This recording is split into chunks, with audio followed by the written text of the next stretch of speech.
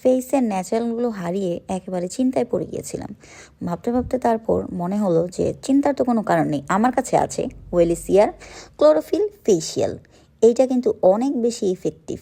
এইটার যে ইনগ্রেডিয়েন্টস সেটা কিন্তু ফেসটাকে ন্যাচারালি গ্লো দেয়, রেডিয়েন্ট দেয়, এবং এটা কিন্তু ফেসটাকে ব্রাইট করতে অনেক বেশি হেল্প করে। সো আমি এটাকে একটু গোলাপ জল দিয়ে মিক্স করে আমি আমার ফেসে অ্যাপ্লাই করে নিচ্ছি।